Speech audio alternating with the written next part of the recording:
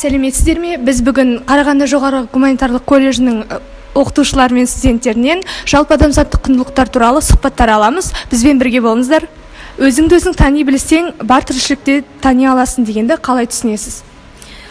Адам өмірге келген соң ең алдымен жаңағы жан-жағындағы әлемді, тіршілікті таниды. Енді бұл жерде өзіңді өзің тани білсең, бар тіршілікті таниым деген кез келген нәрсені, кез келген өмірде болып жатқан оқиғаның барлығының байыбына жету үшін адам ең бірінші өзінен бастау керек. Қоғамда мейірімділік қандай орын алуда?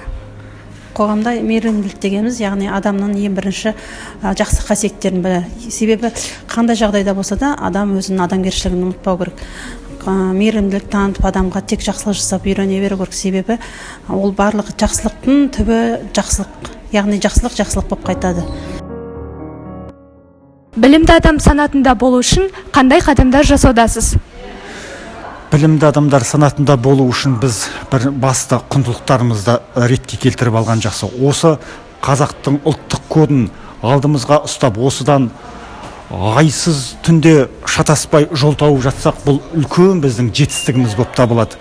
Міне осыны игеріп, келешек ұрпаққа жеткізе білсек, тарихымызды, рухымызды, дүниемізді, ата-баба қалдырған нәрсенің барлығын сол қалпында жеткізсек, сол ең білімді санаттың біріне жатқыза аламын.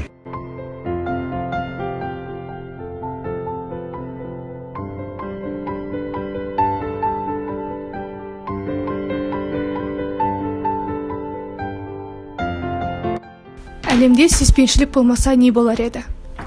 Әлемде сүйіспеншілік болмаса адамдардың бір-біріне деген қарым-қатынасы басқаша болар еді деп түсінемін. Өйткені барлығы сүйіспеншіліктен, мейірімділіктен басталады. Және де сүйіспеншілік тек адамға ғана қатысты емес, ол жан-жануарларға, табиғатымыздағы барлық тірі жанға қатысты деп ойлаймын.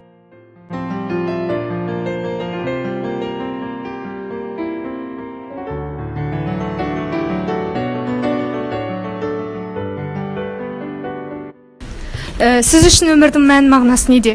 Мән мағынасы отбасы, ата-анам, достар. Жақсы, рахмет. Адамзаттық құндылықтардың бірі денсаулық. Денсаулықты сақтау үшін қандай кеңестер бересіз? Ал енді құрметті оқушылар, денсаулықты сақтау үшін біріншіден дұрыс тамақтана білу керек. Екіншіден спортпен шұғылдана білу керек. Үшіншіден бас гигиеналарында таза ұстауларын керек. Сондықтан бұл бір адамзаттық құндылықтың бір үлкен дүниесі болып есептеледі. Жалпы адамзаттық құндылық дегенді қалай түсінесіз? Адамзаттық құндылық дегенде мен үшін бұл енді отбасы, отан, рухани байлық, жұмысқа деген керемет сүйіспеншілік, солай деп түсінемін. Әрқайсымыз пешенемізге жазылған нәрсені өзгерте алмаспыз, бірақ көп нәрсе адамның өзіне байланысты дегенді қалай түсінесіз? Бұл мен ойымша, әрқашан бұл менің пешенеме жазылған деп жүре беруге болмайды. Әрқашан әрекетте болу керек.